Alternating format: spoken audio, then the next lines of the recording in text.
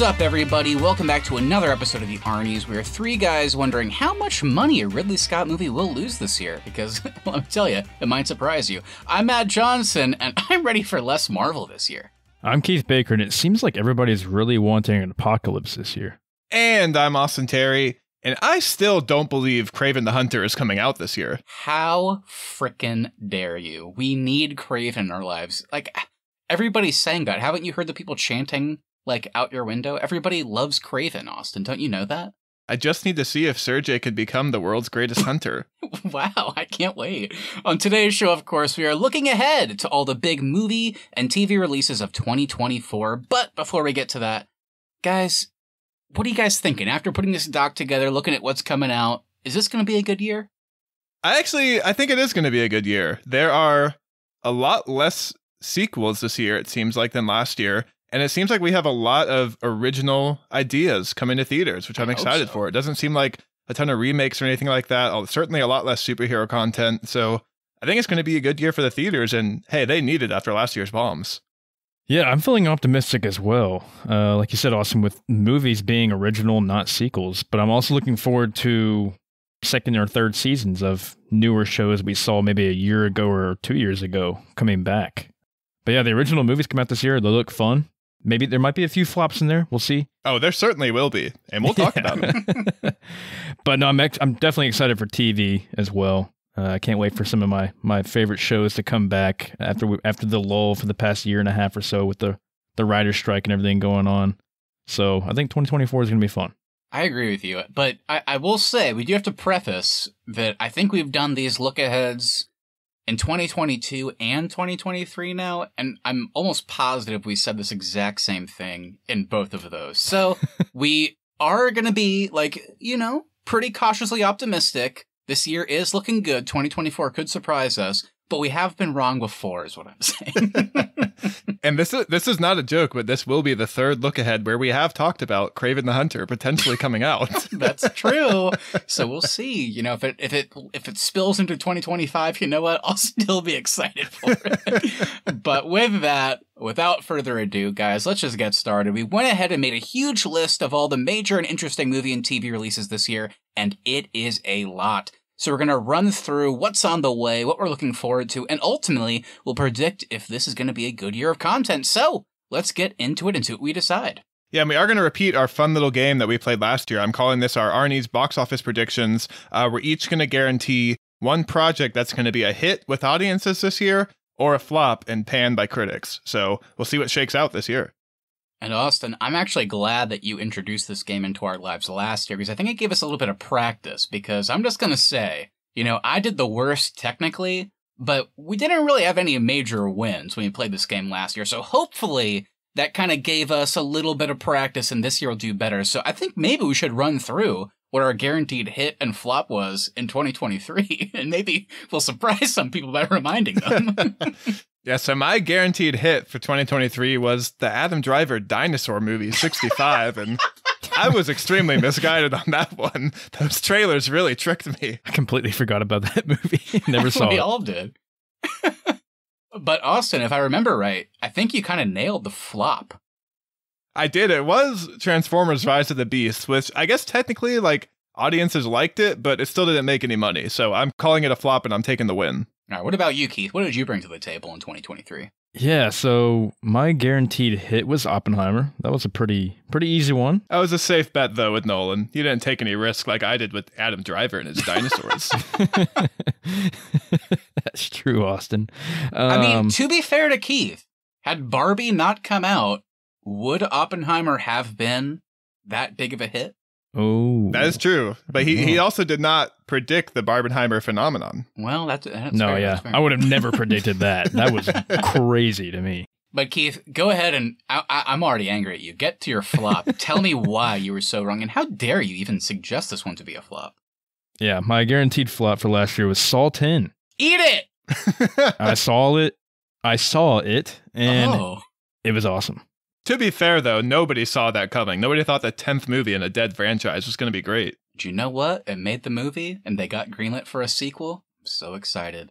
But, I already made the joke that you guys, you had a win in there. Both of you had a win, but still not great. But I can't really talk because I got no wins. Blue Beetle was my guaranteed hit. I thought it was going to be like the next Black Panther. Turns out it cost over $100 million to make, and it only made $130 million at the box office. And for some reason, George Lopez was the lead. I loved That's it. True. Was, the fact that there was a strike that prevented them from talking about it an issue? Probably, but I don't know if it would have helped that much. And my guaranteed flop, it was Kraven the Hunter. And it didn't even come out in 2023. They pushed it literally a year. So I got no wins in my belt. So I got to redeem myself this year. I feel like regardless, though, with all the money they're having to keep spending on marketing, you're guaranteed to get a win if you keep predicting it as your flop. So. All right, well, before we get into the list, you guys know how I feel about Kraven the Hunter, potentially my upcoming most favorite movie of all time. Austin, you already joked about it. I want the honest over-under. Is Kraven the Hunter coming out in 2024 or not? Let's be earnest. Do we think so? Is it going to make it? It's slated for an August release. I mean, at this point, they got to put it out. They just got to put it out. Even if it's not done, they can't keep pushing it. Even if it's not done. That would be awesome. Instead of a Snyder cut, it's like the opposite of a Snyder cut. It's like just a halfway cut. They're just like, hey, this is what we did. And the effects aren't done. That would be really funny. There's like a green screen in like every scene. Well, you know what? If they do that, I might have to switch it from my flop to a hit. Everybody, let's go see Kraven in 2024.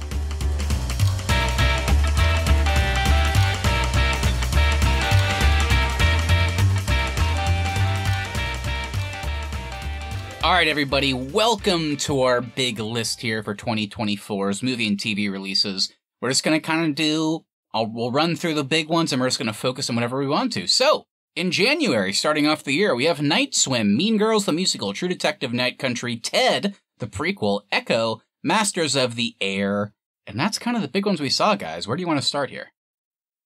I think Night Swim is an interesting horror movie. It kind of feels like it's going to be this year's Megan, where like it comes out in January, no one really expects anything from it, and it gets good word of mouth. It is from Blumhouse and the same team that made Megan. It's also got James Wan involved, so it piqued my interest, but January horror movie, those are always kind of hit or miss.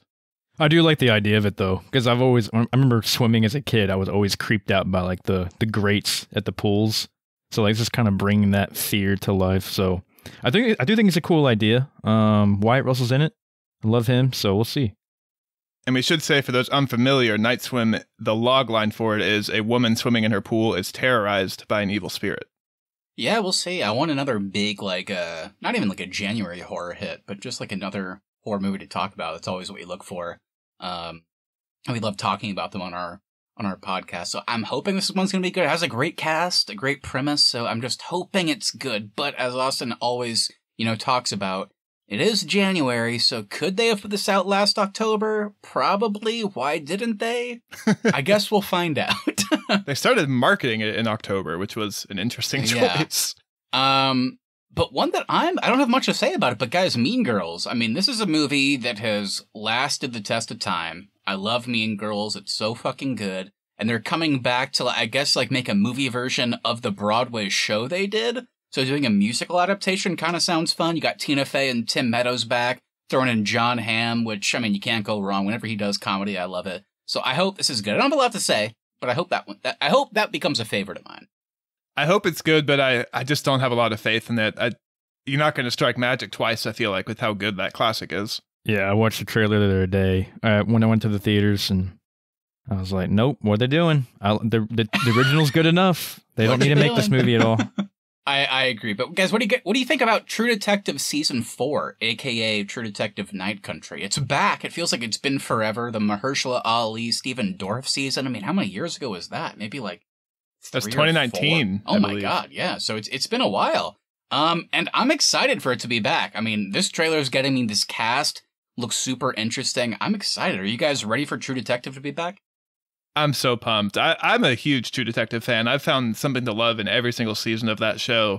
And this premise of it being in Alaska looks creepy. It looks like a great cast. I can't wait to see this one unfold. Yeah, I was one of those that jumped on True Detective with McConaughey, Woody Harrelson season. I never watched the Vince Vaughn season all the way through, and then I kind of skipped. Yeah, I kind of skipped that season. Then I watched the Mahershala Ali, Stephen Dorff season. Loved that one. So yeah, I'm really excited for this to come back, and I think, like you guys said, Alaska is going to be I like how they keep moving it around, state by state. This is going to be a perfect setting. It's going to be cold. It's going to be creepy. It's going to be desolate. I feel like there's going to be some like animal kills in this one too. I feel like there's going to be some grizzly bear scene or something like that. Oh yeah, it's going to be nuts. Yeah. This is a show too that I thought was dead in the water, and then out of nowhere this trailer comes out, and it's like, whoa, we've got another premise here, and it looks great too. Yeah, and I think Nick Pizzolatto, I can't remember his original credit, if he was like the creator of the show or the main writer. I believe this is the main writer. Yeah, this is the first season where he doesn't have creative credit. He is still an executive producer, but they are kind of moving away from that. So to your point, like the show being dead in the water, they did revive it without that, so that could be a good or bad thing. But you know what? I trust this team, Jodie Foster as the lead. I mean, I think that's going to be great. You can't go wrong. I'm very excited. I'm very excited. The last big one for January that stands out to me is Masters of the Air. This is an Apple TV show. It kind of feels like it's going to be the next Band of Brothers Pacific. It's coming from that same team. You got Spielberg and Tom Hanks involved. It's following a bombardier crew, which is a World War II story that's always fascinating to me, like these crews that lived up in these flying fortresses. We've really never seen those types of stories told before when we look back at World War II. So we know Apple TV only makes hits, so can't wait to see it. If it has any sort of graphics like the other ones too, it's probably gonna feel very real, and you're gonna have a lot of sad moments in it.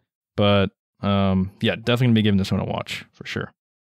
Yeah, it seems to be taking the same route where it's like a huge ensemble cast, but kind of the main people are very recognizable. Like you have Austin Butler, Callum Turner, Barry Keoghan, Ncuti Gatwa.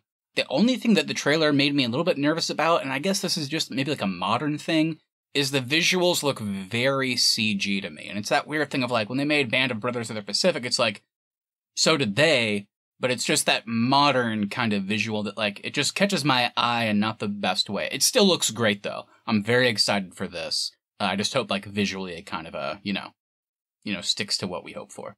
Well, and I think by the nature of its premise, it's going to have to rely on CGI more because of the dogfights and things like that versus the ground invasions that we've always covered in the World War II stuff.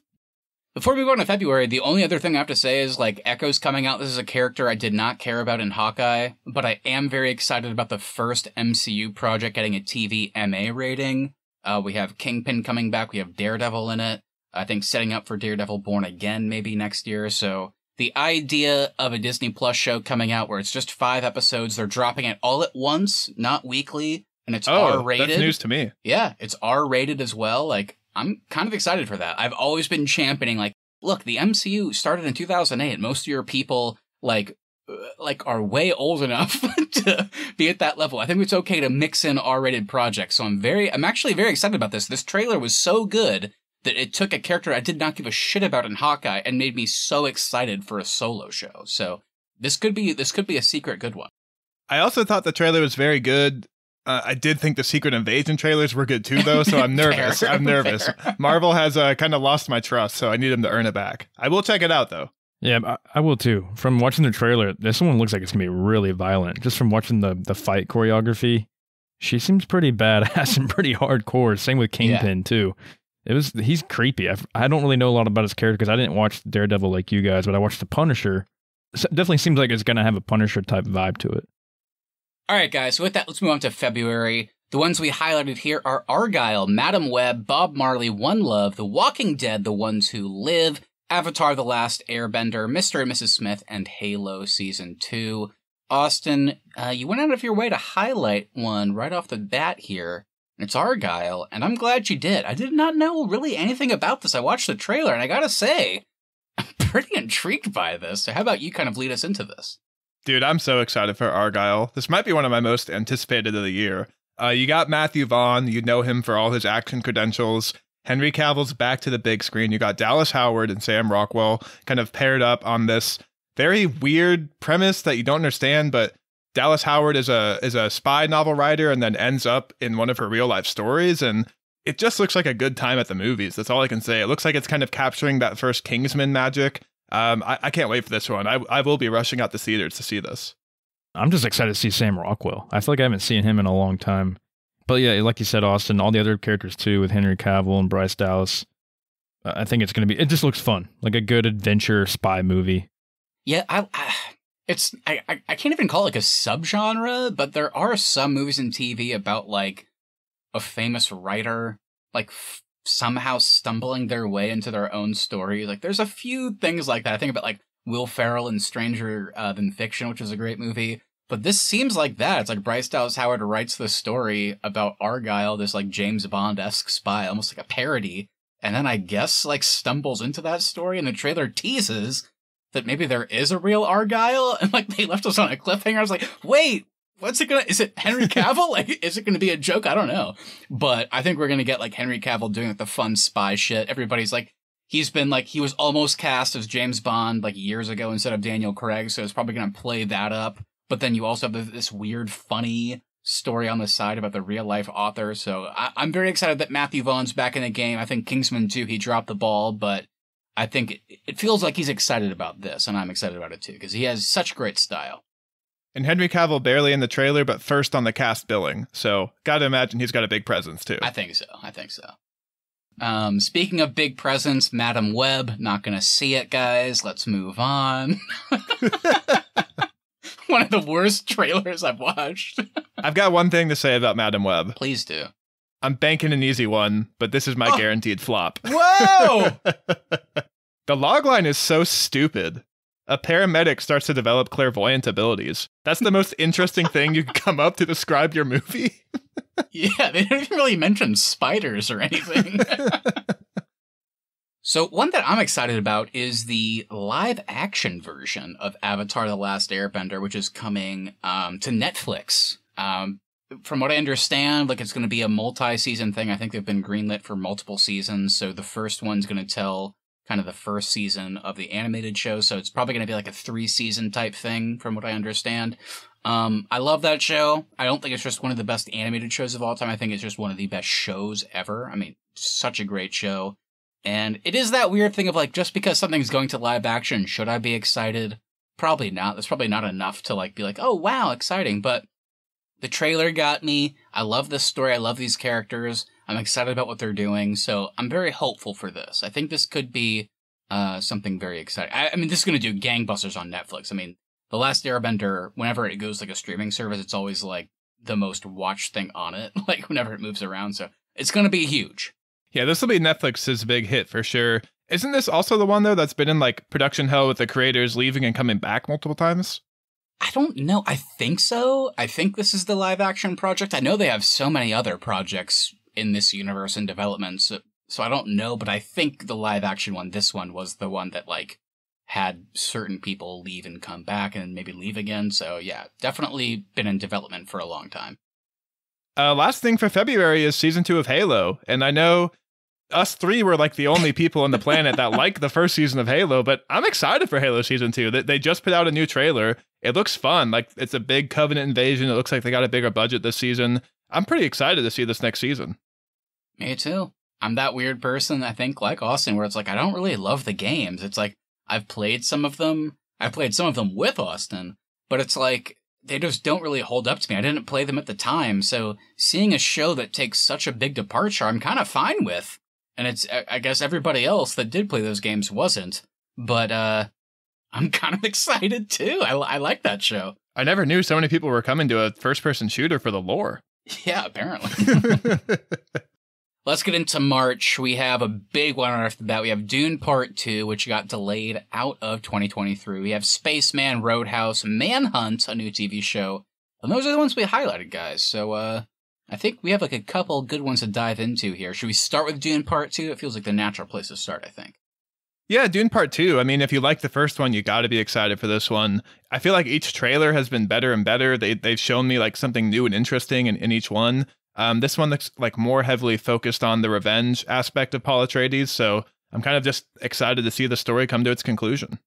Yeah, me too. You said conclusion, Austin, so this is supposed to be the last movie? I didn't know that. No. Denis, I think, has confirmed that he is developing the next novel, so I think it's going to be a trilogy now, so I think he's developing Dune Messiah to be, which is a book, and then that will be the third movie. But they're also making shows still, I think. I think there's still an HBO Max show in the works. So they're trying to make like a whole universe out of this. I feel like for him to get a third one, though, he's got to make a profit on this one, because they took a while to greenlight part 2. So I feel like if they're losing money, they might just kind of pull it. Yeah, that'll be interesting, because the first one was one of those like height of the pandemic movies that was going to come out in theaters, but then went straight to HBO Max. They got greenlit, but guys, I think this movie, because of how huge it was on Max, I think this is going to do massive numbers at the box office. I think. Are you going to do it? Are you going to guarantee it? You know what? I'm not. I'm not going to take the safe one. I do think this will be big. You're also adding fucking Austin Butler, Florence Pugh, and Christopher Walken as your big bad. Like, I mean, come on. Like, they know what they're cooking up over there. So you've got Timothée Chalamet's space project, but did you know Adam Sandler has a space project coming out? This is Spaceman. The only thing I can describe it as is it's another Adam Sandler serious movie. It follows an orphan boy from the Czech Republic who overcomes his circumstances to become his country's first astronaut. Very quick 20-second teaser, just shows Adam Sandler in a spacesuit, but he's been on a heater with all these serious movies, so I'll definitely check this one out. Yeah, I did think the teaser was pretty bad. Not bad, I just don't know what the point of it was. I think you should have put something more substantial. This is a movie I've heard about, and I've heard it's pretty good, but it's like, I don't think this teaser did really anything to get me excited. But the premise alone. At first, I thought this was going to be an Adam Sandler comedy. When I first saw exactly. Especially by the trailer. It didn't really show him like doing a whole lot, so it's just his big fat head in the astronaut helmet. Yep.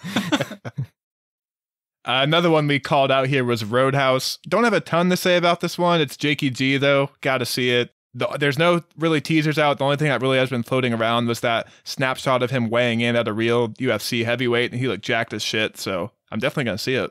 Have you guys seen the original Roadhouse with P. Swayze? I have not. Pretty great movie.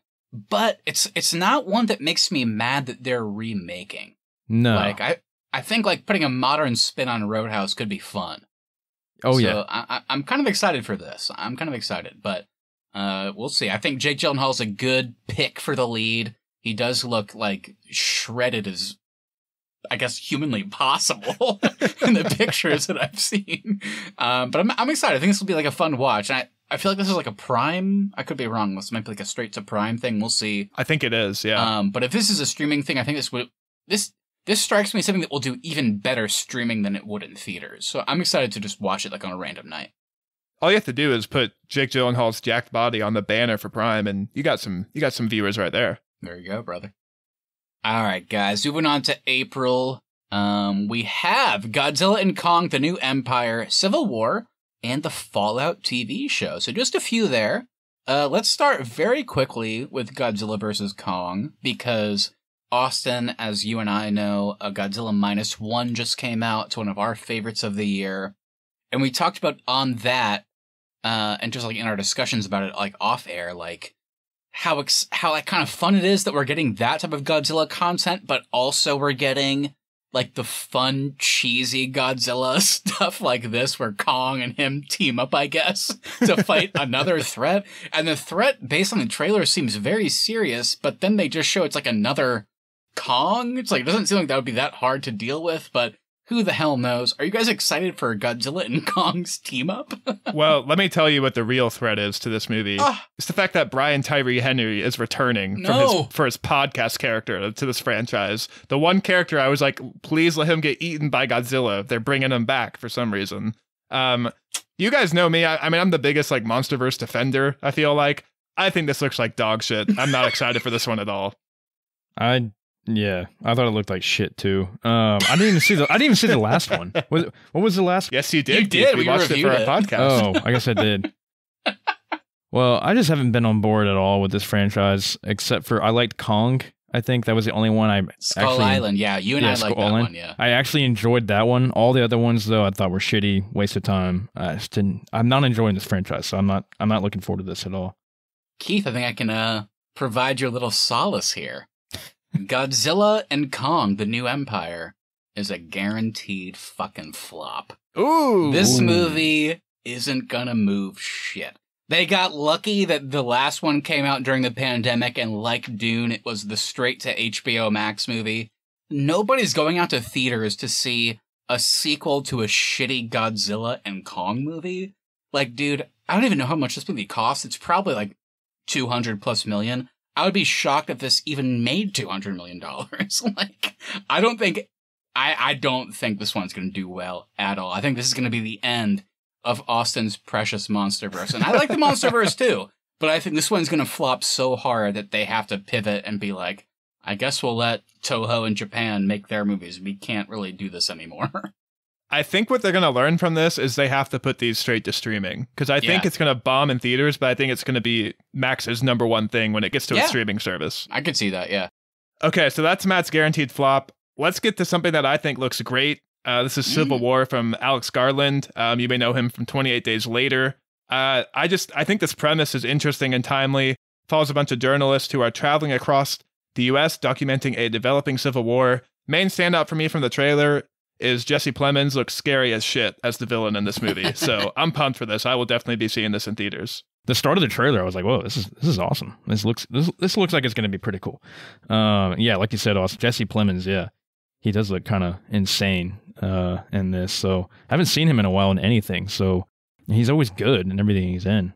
Yeah, the trailer for this didn't super excite me or anything, but it's more like Austin mentioned. I love Alex Garland so much. I mean, his writing work is great. I mean, when you're directorial, whenever you're that famous of a writer, like Austin said with 28 Days Later, but then your directorial debut is Ex Machina, it's I'm going to give you the benefit of the doubt. You know what you're doing. So there's a reason he's telling this story. Great cast. But yeah, I mean, the trailer didn't super excite me. It might also be one of those weird things where, not to make a super prescient joke, but it's you watch it and it's oh, that's kind of what we're going towards. This feels very America's going that way. I wouldn't be surprised. The only weird thing is them saying Texas and California have allied. I'm there's no way that would ever happen. That was hilarious. But maybe that was on purpose. If it was, great joke.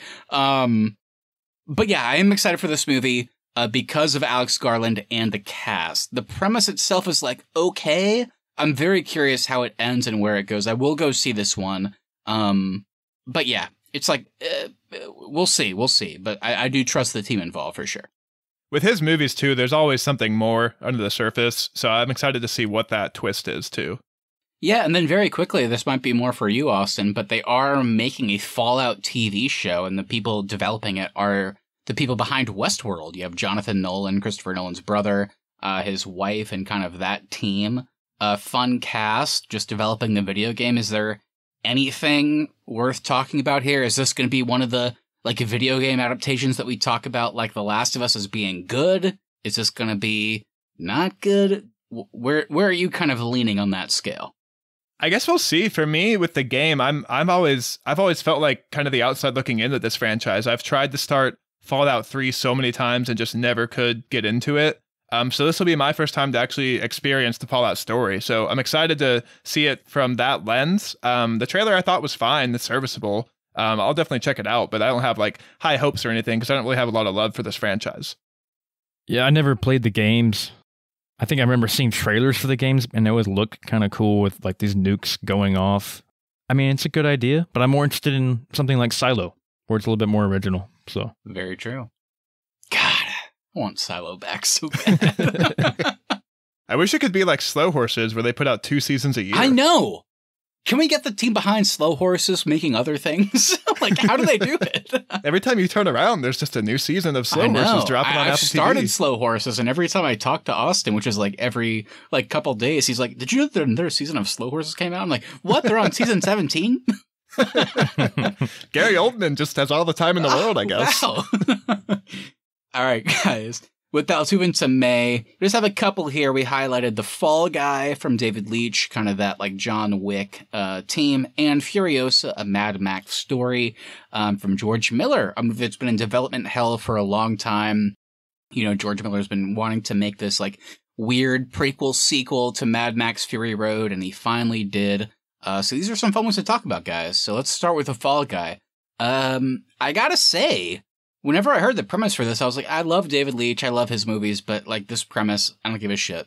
Like, I love Ryan Gosling and Emily Blunt, but it's not enough. I watched the trailer, dude. I was like, this looks so fun. So I'm like secretly pretty stoked for this movie. I'm ready for this. This looks like a good time at the theater. May's going to be a big month for me. Both of these are highly anticipated for me. The Fall Guy, it looks like a blast. I think it's going to be so funny. I think it's going to be that like secret like comedic standout of the year. I don't think it's going to do great in its opening weekend, but I think with word of mouth, it's going to build up there. And I think it could potentially be really successful at the box office. Yeah, I'm going to go ahead and give my guaranteed hit to The Fall Guy. Whoa! Wow! Yeah. Wow, I love it. I love it. After going to the theater the other day and this trailer came on, I looked around and everybody was like, oh my God, that was awesome. And I was like, yeah, people are going to go see this because Ryan Gosling, he's still in right now after his Barbie peak, whatever you want to call it. I think people are going to go see him in this. And same with Emily Blunt. She's still hot right now too. I mean. And you got Hannah Waddingham from Ted Lasso fame too. Oh yeah, it's true. Yeah, I didn't even think about that one as well. So yeah, I just think the cast and this premise are people are just gonna love it. So I can see the movie tickets selling. Let's talk about Furiosa. Did you guys like this trailer? No, but I'm excited. I'm excited for the movie, but I did not like the trailer. I could have cared less what the trailer looked like. George Miller could have just put out a piece of cardboard that said Furiosa is coming, and I'd be like, hell yeah, brother! Can't wait. I'm so excited for this. This is my most anticipated of the year. Oh, okay. I'm a huge Mad Max fan. You guys know that. And the idea of Chris Hemsworth kind of doing a heel turn and playing the villain in a George Miller movie, pumped for that. So whatever this is, I'm going to see it and love it, I feel like. To be fair, and it goes back to Masters of the Air, the reason I didn't love the trailer, and I get it, this is not like a shot at George Miller or the team, but Mad Max Fury Road and like his movies are very practical, and this seems to be practical as well. It's just like, in this day and age, when we say practical, like it has a different look, the same way the Masters of the Air trailer did. And this trailer looked very like CG to me. I think what they're doing like in camera is practical, but the backgrounds look so fake that it made a lot of the shots just like stand out as weird to me. And like, I was like, I don't like that. But I'm still so excited for this movie. Like, I can't wait. I can't wait. George Miller, like, doing an action movie like this. He's directed every Mad Max movie. And now, like, this was his passion project. Like, this random Furiosa, like, prequel spinoff thing. Like, I can't wait. It's going to be great. Yeah, and I do think the way the trailer used its text made the scenes look weird too. So I'm hoping like the way some stuff looks off is just because of the way the trailer was formatted. Yeah. I think no matter what, this movie is going to look incredible when it gets to theaters. I don't think there's any way George Miller's putting out a bad looking Mad Max movie. For sure. Yeah, I didn't even watch the trailer, but I'm pumped for it. Like you, Austin, I'm not as big of a fan of Mad Max as you are, but I'm right behind you there. So, and like you said, with Chris Hemsworth being the villain, I think that'll be fun. I want to see what he looks like. I didn't watch the trailer, so I'm gonna have to go look it up after this. He looks pretty funny. He looks pretty good. Like big red beard. Like it'll be fun. It looks like him and Anya Taylor-Joy are getting paired up for a good portion of the movie too. So that's gonna be fun. All right, guys. Well, speaking of the Fall Guy with David Leitch and the kind of the John Wick universe, we got to move on into June and start off with Ballerina. And then, of course, we have A Quiet Place Day 1 and Horizon and American Saga Chapter 1. We got to start with Ballerina because this is, I guess prequel's not the right word. I don't know what you would call it. Is it like an interquel? It takes place during the events of the John Wick movies, I guess. But it's directed by Len Wiseman, and it stars Ana de Armas as our lead. So she's one of the quote-unquote ballerina characters that we met with Angelica Houston from the previous films. Keanu Reeves is returning as John Wick, and our baby boy, Norman Reedus, he's popping in, and I'm excited about it. But yeah, dude, it's the same thing. It's a young female assassin seeking revenge on the people who killed her family. This could be awesome, and I really hope it is.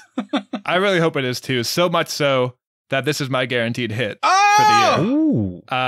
I think this is a recipe for success. People love the John Wick franchise. Keanu's in it. Norman Reedus has his Walking Dead fans. People love Ana de Armas. We've always said she just needs more screen time. This is her movie. This is going to be her big breakout thing. I can't wait for this one.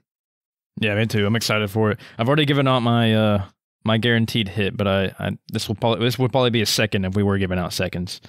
Yeah, I can't wait for this. This is going to be awesome. Like we talked about in our last episode, I love John Wick 4. I love the John Wick universe.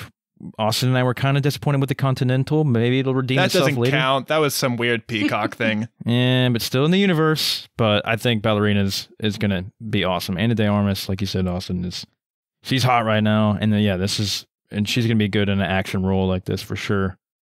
Too bad we didn't get more of her in No Time to Die. I know we kind of got a tease with her in the action genre with that.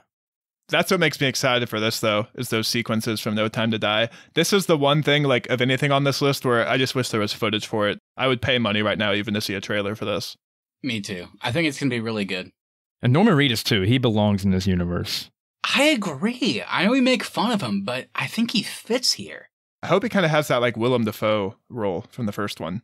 That would be fun.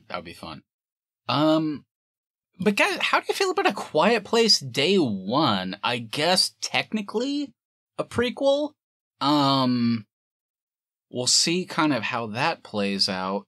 But are you interested in this? I, for one, didn't even see the sequel. I was going to ask, did you guys see part 2? No, I did not. And I don't know why, because I really loved the first one, but it was that weird thing where I guess 2 kind of came out during the pandemic. I didn't want to go to a theater, but then once it comes out, I'm like, am I still going to like A Quiet Place if I watch it at home and like just by myself? Does it have the same effect? So I never watched it, but I am kind of intrigued by this because Lupita Nyong'o and our baby boy, Joseph Quinn, aka Eddie Munson, are kind of leading this one, which sounds like a nice cast, but I don't know if they can get me back. I guess we'll see. How do you guys feel?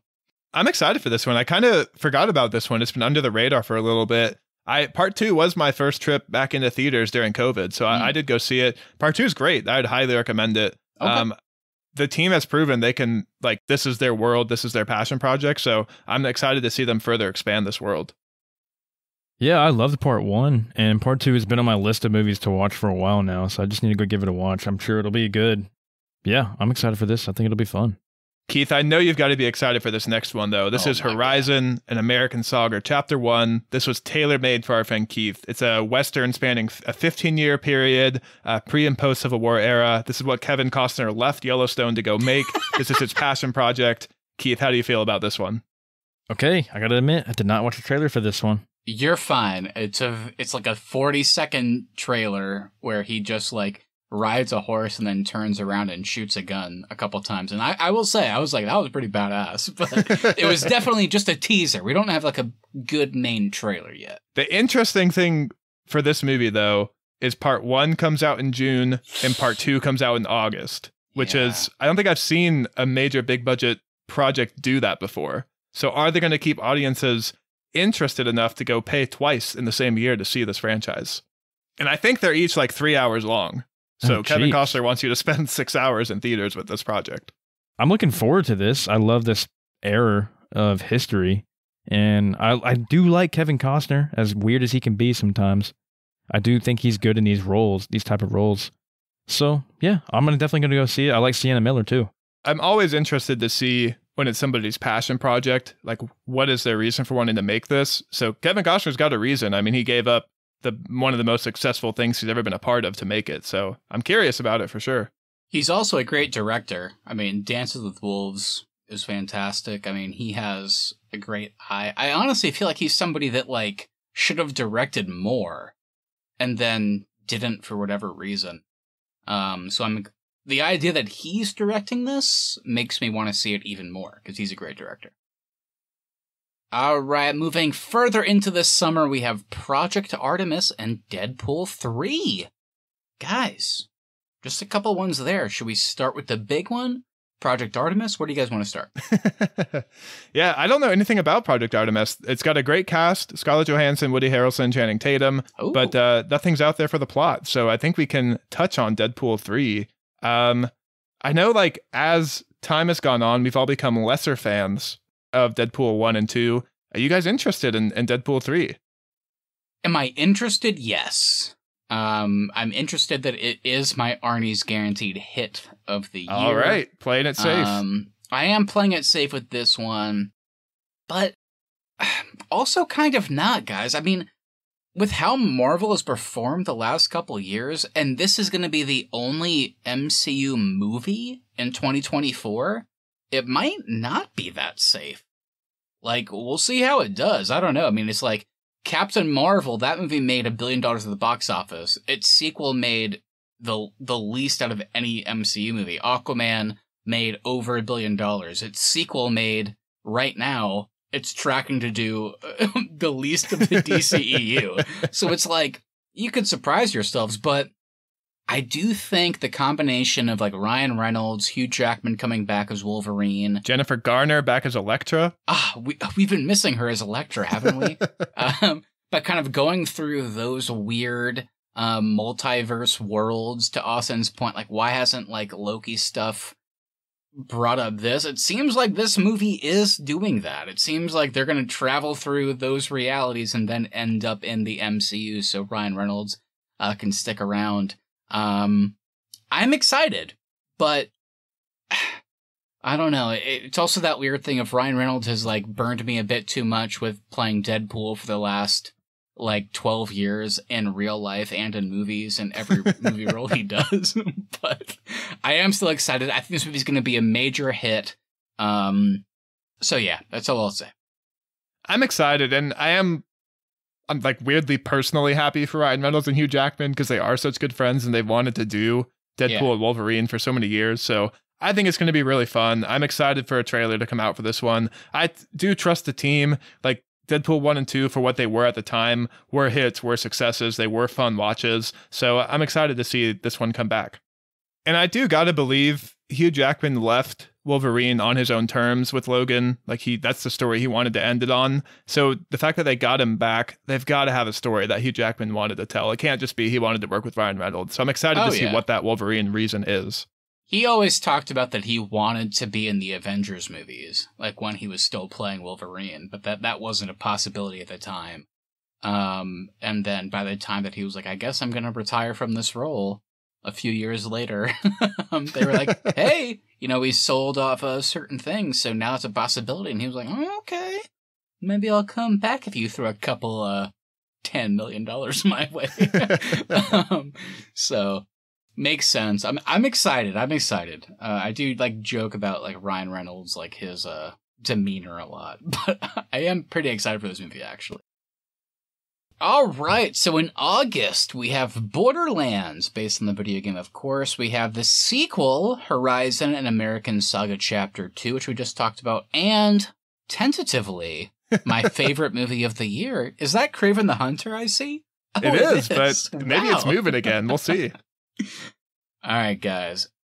Borderlands, is there really anything to talk about, Keith? I mean, I don't think you even played those. Austin and I, we love those games, but it's like... it's directed by Eli Roth, which seems weird, too. He's kind of known for, like, that grindhouse, like, gory horror, like, Tarantino connection type thing. It's like, is he directing this for a paycheck? Maybe. I wouldn't blame him, but... I don't know. This movie's been delayed for a long time as well. Yeah, so. That's what makes me nervous. This one's been in development hell forever. I have no faith in this one. If I hadn't already guaranteed my flop, it would be this. I don't know how. Like, the story has always been fun and funny, but there's a certain way the Borderlands story gets told that kind of only lends itself to be interesting in a video game. I don't know how you keep me entertained in this for a 2.5-hour movie. Yeah. I wanted to highlight to talk about this one because, yeah, I kind of wanted to pick y'all's brain since you played the games. I didn't. I mean, I've seen people play the games. I never played them myself, so I kind of had an idea of what they looked like. But like you said, with Eli Roth, that's kind of an odd pairing with this.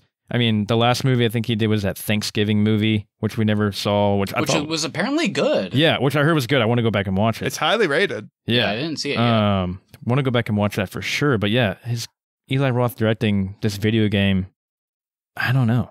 It's also that weird thing, Keith, to add to that point, where it reminds me of Rogue One, because I think they filmed it so long ago, where there was scheduling stuff where they had to do reshoots, and he didn't do the reshoots. I think Tim Miller, shouldn't say that. But I think Tim Miller, the guy that directed the first Deadpool movie, was like brought on to direct the reshoot. So it's one of those, whether or not it was him, it was one of those things where they filmed it so long ago, they were like, what's your schedule like? And he's like, I can't come back to do that. And so they had to get another director to come in and film the reshoots, which is like always kind of weird.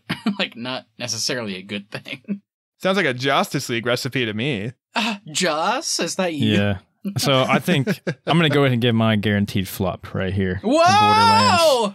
Borderlands. I don't see it making it. I don't think people, especially people who didn't play the games, are not even going to know what this is. You got Jack Black attached. I love Jack Black, but I don't know. But he's just a voice role. It's not enough. Yeah. It's not enough. Yeah. I just don't think it's going to be enough. It's a great call, Keith. I think you nailed it. Okay. Yeah, I wasn't going to pick that, Keith, but I think you may have just nailed the best one. That might be the biggest flop of the year. Wait, Austin, did I already do a hit and a flop? Yeah. So to recap, Austin hit Ballerina, flop Madam Web. Matt hit Deadpool 3, flop Godzilla Kong New Empire. Yep. Keith hit Fall Guy and flops Borderlands. Ooh, okay. This is going to be a better year than last, I think. That's a good list right there. Okay. Yeah. All right. All right, guys, before we move on to September, Kraven the Hunter is slated for August. This was my flop last year. It's going to be a flop this year. It probably won't come out this year. The only thing exciting about it is that Russell Crowe's in it. Is that exciting in 2024, though? I don't honestly think it don't is. know. I think it's kind of like a fun and not fun thing. The trailer's terrible. We won't see it. We will review it, though, on the podcast, so enjoy that. Moving on to September, another movie that I don't know if I want to see, guys. Beetlejuice 2? I love the first one. In fact, it won our best Halloween bracket one year, the original. Even though Michael Keaton, Winona Ryder, and Tim Burton are coming back, I want to know honestly, is Beetlejuice 2 kind of hitting it for you? Is this exciting? Or are you kind of like, How do you feel? I'm actually pretty excited. The fact that Tim Burton is attached with the originals from the first time he made the movie, that's what has me interested. And they nailed it with bringing Jenna Ortega on board. I think they've got a recipe for success right here. I agree. I think it's going to be good. I mean, when I first heard about it, I was annoyed. It was just one of those things where I was like, they just can't leave anything alone. You know, they always got to make a sequel 30, 40 years later. Tim Burton doesn't really sell out, though. So he must have had something he wanted to do here. I mean, he did make Charlie and the Chocolate Factory. Yeah, but no, I think it's going to be good. I'm excited. I'm glad Winona's coming back. I wish Alec Baldwin was coming back. I wish... He can't stop shooting people, though. We haven't seen... There's been no images of Michael Keaton as Beetlejuice yet, and I'm so excited to see, like, the first, like, released pic. I'm also excited to see him do this with a budget, because that CGI looks like dog shit in the first one, so it'll be fun to see him kind of build out the Beetlejuice world. I love how bad it looks in the first one. Yeah, it was a long time ago. I'm excited but to Austin's point, I'm excited to see how they might translate some of that psychedelic shit to like modern. Yeah. Like that might be fun to see. I hope we do get some smaller characters from the first one too that you wouldn't expect to come back. Like maybe, well, she's probably dead now. It's probably been, I was going to say the old lady that is that's in charge of the purgatory. That'd be so cool if she came back, but she's probably dead. Unfortunately, she's probably dead now.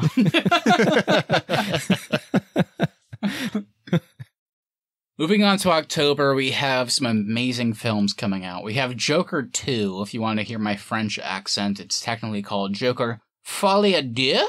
We have Smile. That's pretty good. Thank you. We have Smile 2, and we have Saw 11. Guys, I can't. October is going to be good. We're going to be cooking. It's going to be a fun month. You know, we always talk about our Halloween bracket and like we do horror movies. It's going to be a good time. I know it already. So, Matt, I actively dislike the first Joker movie. I know you're a little higher than me, Matt, but not much higher. Keith, do you like the first Joker movie? I did. Yeah, I did like it. It creeped me out. It was one of those just disturbing movies for me. I don't know if I was like super, super high on it like a lot of people were, but I didn't hate it either. I think it had a lot of great moments, and I think it was a good setup for maybe a better movie coming along. So yeah, I am intrigued by a sequel, but the only reason I'm seeing this is for Lady Gaga as Harley Quinn. The first one was weird for me because it got so hyped up, and then my brother and I saw it in theaters, and it was like, yeah, it was fine, I guess. It just felt very derivative. I know everybody talks about how, like, the Martin Scorsese, like, Taxi Driver and King of Comedy, like, it was just the exact same movie. I do think that's kind of true. That said, Joaquin Phoenix is so good in it, and I think the direction is very great that it's worth watching.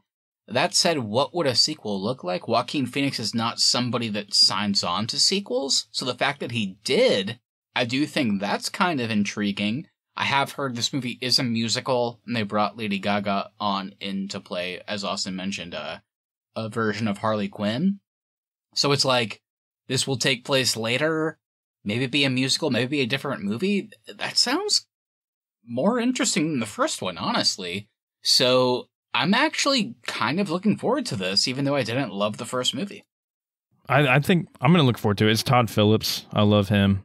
Yeah. And I think Joaquin knocked it out of the park with the role. Well, like I said, the first one didn't quite catch me in like the way the story was told all the way. But like I said, I think it was a good setup. It just wasn't a good origin, I guess you could say. Yeah. I think the main thing I'm intrigued by is if they bring in any other characters from DC, because they've got two big ones right there in Joker and Harley Quinn. So is anybody else involved in this one? Yeah, Folie à Deux. What does that mean again? It's like the connection of two people or something. So it's like that could be a Joker or Harley Quinn thing. It also could obviously a Joker and Batman thing. They set up the Joker and Bruce Wayne, like, kind of relationship in the first one, so maybe, I don't know. I don't see this being a trilogy. I kind of just seeing this being a second movie that they're just, like, are throwing it out there and then the one and done. But we'll see. Smile 2. This is a movie that we talked about on our bracket this year, guys. How are you? Do we feel good about this? Do we feel good about this team? Are you excited? Because I'm honestly, I thought this was going to come out later, so I'm pretty excited that, like, next year we could get another Smile movie, because I love that first one. Yeah, I think this one, the first Smile, like, really surprised all three of us. The main thing I'm interested in is with the nature of the haunting in the Smile franchise. It's very easy to do a sequel. You can easily pass that on to a whole new cast and crew to take on a different story. I kind of just hope we see more of the monster in this one, because that monster design did stand out so much in the first movie. Yeah. I don't know why Smile is just so blurry for me right now, but I do remember, I guess I remember liking it. I don't know if I was super high on it on our bracket, but I think good enough to where I would be interested in a sequel for sure. Like you said, Austin, like the lore behind the monster and like the way the smiling and hauntings work. I think that was cool. I think where I got lost in the movie was maybe the main character, I believe, if I'm remembering my thoughts correctly. Well, she did have a horrible marriage. Yeah. She was married to A-Train from The Boys. Yeah, or just not concerned husband at all. What's wrong? You're acting crazy right now. How dare you? Okay, well, I know you guys are the biggest Saw fans I know, even though, Keith, you've only seen 2 of the movies. I know you guys are chomping on the bit here. We do have Saw 11 coming to the big screen again in 2024. I don't have much to say. I don't want to ruin Austin's, night here, but the fact that Saw 10 kind of came out of nowhere, did well enough to get a sequel, I'm so excited. Because, Keith, you and I talked about this in the episode. Like, Saw 11, what is this movie going to be? It could be a movie that takes place at the very end of the saga. Like, it could be, like, at the very, very end. Or it could be another weird thing where it's like, hey, we're going to bring Tobin Bell back as Jigsaw. It's going to take place in the middle of the movies. We don't know. But the fact that it's coming out next Halloween, it means they know. And that gets me excited. They have a plan. So yeah. I'm so stoked. It makes me feel like the post-credit scene of Saw 10 is going to come true even more. We're going to get our favorite characters back. What was the post-credit scene in Saw 10? They showed one of Jigsaw's accomplices returning to help him kill the person from the prequel and setting up his and Jigsaw's relationship. It's probably going to be... It might win the Oscar for Best Picture next year if Saw 11. Wow. You think It could go up against Kraven the Hunter. I think so. That's what I'm saying. Yeah, I'm pumped for it. I'm still coming off my high from Saw 10. I got to go back and watch the other ones now. All right, guys. So November, we have The Amateur and Gladiator 2. And there's no way, am I crazy? There's no way this movie stays called Gladiator 2. It has to be called the Gladiator blank. If they call it Gladiator 2, that might be the funniest thing that's ever happened to the movie industry. I think they'll change it to Gladiator, and then it'll be the Roman numeral 2. Oh shit, that would be kind of cool, actually. This is insane. Why is a sequel to Gladiator coming out in 2024? Look, it's 24 Austin, years later, Austin. It's just what they do. You're right. You're right. That question is so important. But that said, I am excited. Reading kind of the premise and the cast, I'm like, is this a genius move? We got the young kid from the first Gladiator. He's now fully grown, played by Paul Mescal. And then you have Pedro Pascal there. You have Denzel Washington. You have other characters returning from the first one. Like, this could be pretty fucking sick. And you know you're going to get Russell Crowe in a dream sequence. If he's signed up for Kraven the Hunter, he'll definitely sign up for Gladiator 2. I'm excited because this will now be the 4th November in a row where Ridley Scott loses money at the box office. No! He lost money in November with House of the Duel. He lost money in November with House of Gucci. And he lost money in November with Napoleon. Gladiator 2, bring it on, baby. What's this one going to cost? $400 billion? How's it going to make domestically? Probably $80 million. I have to look up how much Gladiator made. That's actually very interesting to me. Yeah, for reference, in the year 2000, taking inflation into account, the first Gladiator cost $103 million to make, and it made $503 million. But back then, people went to the theaters to see their movies. That's what I'm saying. I'm saying this one won't do that. And that's 20 years later. But I'm excited for it. I want to be clear. I am excited for it. I still do like Ridley Scott movies. The trend is becoming funny as he keeps making these big budget movies. And then he'll do a press tour saying how mad he is at audiences that they won't go see his movies. That's the best part, though. Before we move on, did just want to mention The Amateur, mainly because the cast is interesting. Rachel Brosnan, Rami Malek, and Lawrence Fishburne. But it does have a great logline. A CI cryptographer blackmails his own agency into training him to go after a terrorist group who killed his wife. So, could be a fun movie. Okay. That sounds really good. Haven't heard of that one. That cast is great. That logline is awesome.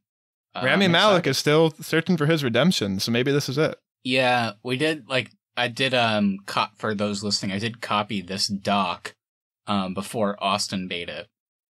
And I was just reading through our last doc, and one of the jokes at the top, we were like, Rami Malek needs to have a good year this year, because in 2022, I guess, or 21, who the fuck knows, he had No Time to Die. And has he really done anything since then?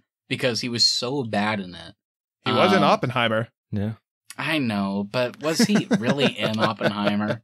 He was there for a couple minutes. The key for him being in Oppenheimer, though, is he didn't stand out. He was just there. No critics were unfortunately he loves very that bad. review, Austin. He loves that. He was like, thank fucking God I didn't stand out. But he's just I gotta get back on the big screen, I guess. I need to be good enough to not be noticed, but not bad enough for people to criticize me. But guys, it's time to get to December. Let's close it out real quick before we get to our quick hit section. We have some fun ones. We have Nosferatu by Robert Eggers, and we have a very strange movie that I think Keith and I can speak to. Right now it's called the Untitled Karate Kid movie, but it stars Jackie Chan and Ralph Macchio. So you have the OG Karate Kid, and the guy that was kind of the Mr. Miyagi foil in the reboot? In the Jaden Smith Karate Kid. Yeah. And also, reboot. It should be noted, because people will not talk about this. This is how much of a Karate Kid fan I am. In the 2010 reboot, that movie's called The Karate Kid. They do Kung Fu in that movie. And that movie was originally called The Kung Fu Kid. And then they were like, no, you have to call it The Karate Kid for name, like, brand recognition. So they did. That's stupid. So Studios the are stupid. idea that they're making a sequel where I guess Jackie Chan is a master of Kung Fu and Ralph Macchio is kind of good at karate, I guess they have to teach a kid, but do they teach them both? And yeah, when is this? Is this going to be taking place within Cobra Kai or after Cobra Kai I think it's or before Cobra Kai? Cobra Kai. I think our final season of Cobra Kai comes out this year, and then this movie comes out later. Apparently, I don't know. But guys, what do you feel about Nosferatu? I mean, we had probably nobody said it, but I kind of felt the daggers flying our way after the three of us reviewed The Northman from Robert Eggers and Alexander Skarsgård. Because usually we're all kind of at varying degrees when it comes to quality of a movie or TV show. But this year, in 2023... 2022. Forgive me, yes. We reviewed The Northman, and we all kind of hated it, which is rare for us. That doesn't usually happen. And most people seem to kind of really dig it. So are you excited about another Robert Eggers movie, this one based on, the classic Dracula story, the original Nosferatu film? I'm excited for this. We all did see The Witch and love that. And I still do really want to see his Lighthouse movie. I think Robert Eggers is super talented. The way he works with visuals, even in The Northman, everything still looks cinematic. Just sometimes his stories tend to lose their way. But the cast is incredible. Willem Dafoe, Nicholas Hoult, Bill Skarsgård. He's got another Skarsgård in there. The idea of him taking on a scary vampire story, it seems like right up his alley with what he's done with stuff like The Witch. Yeah, I agree. I'm looking forward to this. Where Northman got lost with us is just we thought it was going to be more like a Viking battle type movie where it was just a smaller story. But like you said, Austin, with The Witch, I can definitely see this being something similar to that, I would hope. All right, guys, before we close out, let's do some quick hits, because I think we don't have a lot to say about these. There's no dates assigned to them. But I want to start with you, Keith, because from what I understand, the Yellowstone's, spin-off series are continuing, but now we have 1944 and 2024 coming out? They're doing 2 more? Are you aware of this? Yeah. I'm fully current on Yellowstone and all the spin-offs too now, so I'm prepared to talk with my friend Keith. Okay, Please Austin. do. I want to hear because I'm not caught up. Yeah, so Austin, now that you finished 1924, we know 1884 is not going to come back. They pretty much wrapped. Yeah. They concluded that story, but 1924 left off on a cliffhanger.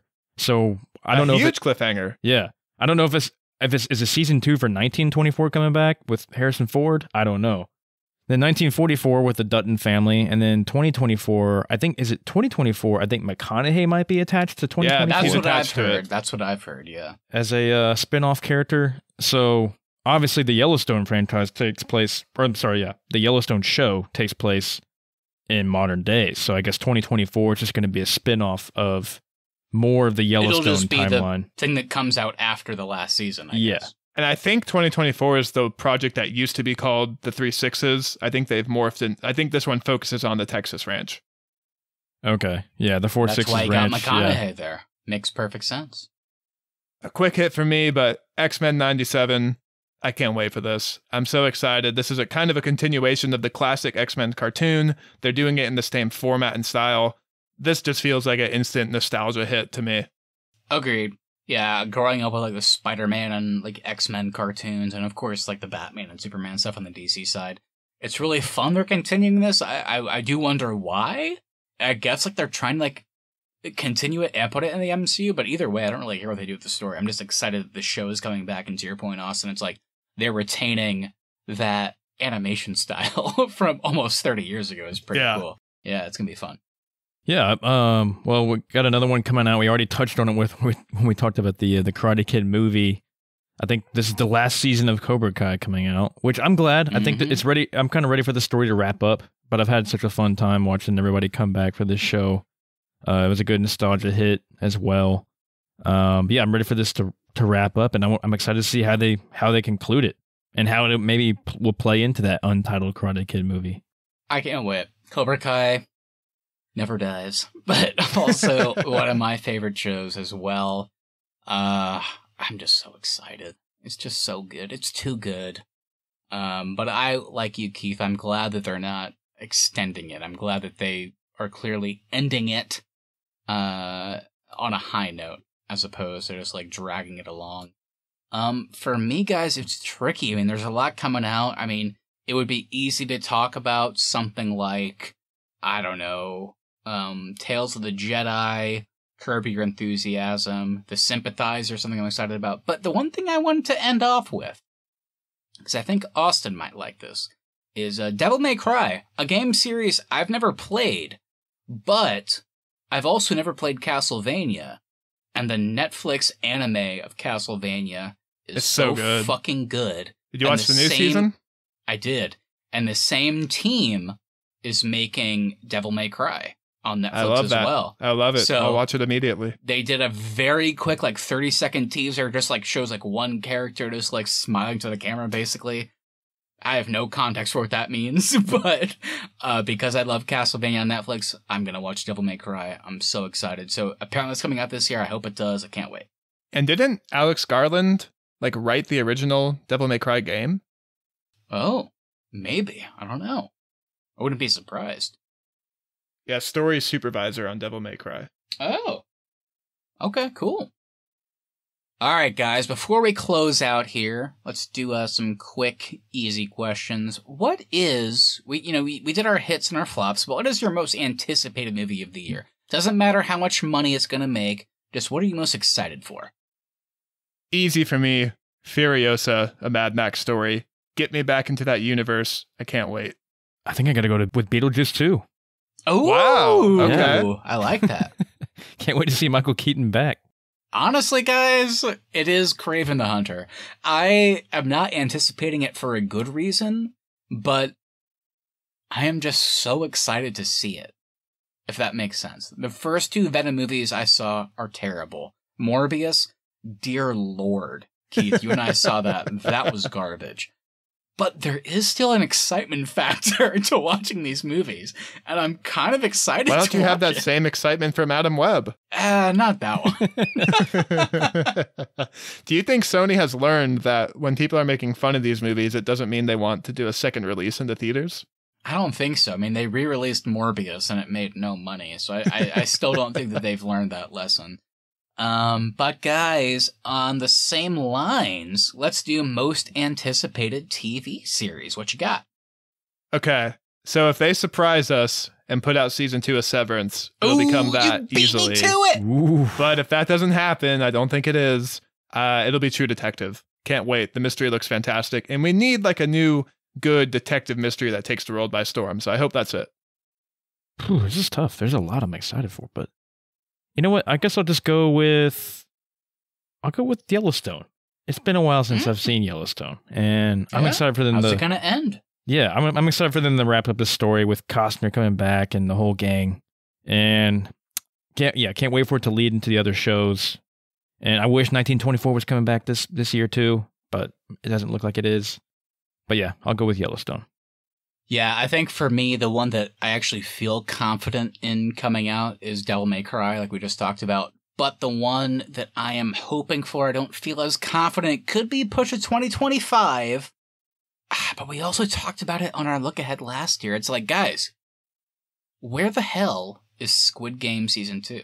Get it together, it's coming. Netflix. We know Netflix is working on it. We know the team is working on it. Dumb little game show. Yeah. They did the fucking weird reality show on Netflix, and like the creative team behind the first season has said, hey, here's what we're working on, here's like what we're actually going to do in the second season, here are the characters we're introducing. So like, they keep talking about it. So it's like, we thought season 2 might be 2023. Now I don't even know if it's 2024, but I'm putting it out there because I really need it to be 2024. So that's my hope. Squid Game Season 2, if it comes out in 2024, is 100% my most anticipated. Netflix season 2, they really haven't had like the show that everyone's binging since the latest seasons of Stranger Things. So they need it. We're not getting the last one until 2025. Oh my God.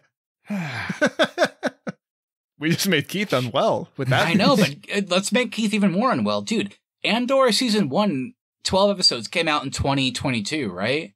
They announced like a couple of weeks ago, the second and final season, same amount of episodes, isn't coming out until 2025. Dude, we have to wait 3 years in between seasons? Why does it take so long? What are you doing? Well, they're doing those crazy time jumps too, so maybe that's part of it. I know, but And they were impacted by the strike. Greatness takes time, my friend. Greatness takes time. If you want a good Star Wars project, you can't rush it like they always do. You need time for stuff to cook. Let's hope for Tales of the Jedi then. That'll like hold us over, maybe. Mando season 4. Can't wait. No! With Jon Favreau. As the Mandalorian, I heard. Ew, gross. I hate that. The budget gets so bad. He has to make Cubanos for like all the people working on it and play the Mandalorian. I will say though, there wasn't anything I was like super anticipating for 2024 for content, but after putting this list together and going through it, it's going to be a good year. I'm excited. I'm excited too. I think it's going to be a fun one. Can't wait. But with that, thank you all so much for listening. If you enjoyed this episode, make sure you hit that follow button so you never miss our upcoming content. Also, if you wouldn't mind sharing us with a friend, we'd appreciate that to continue to grow our show. Please leave us reviews as well. Even if you don't want to write anything, leaving us a 5-star review over on Apple Podcasts, Spotify, or wherever your podcasts will just help us out. At the Arnies is our social, and the Arnies.media is the website. We'll be back next Tuesday with another episode. And lastly, we want to hear from you, so please send us a message on Instagram at the Arnies or email us thearniesmedia@gmail.com. What movies and TV shows are you most looking forward to in 2024? Did we miss anything on our list? Anything you say we'll read on the show and react to it live on our latest episode. That's right, everybody. Hope you enjoyed this one. Hope you enjoyed the start to your 2024. Hope it gets off to a good start going forward. We'll see you next week. It's going to be a good one. We'll see you then. See ya. I'm still thinking about Jon Favreau and a Mandalorian suit. Fuck me too.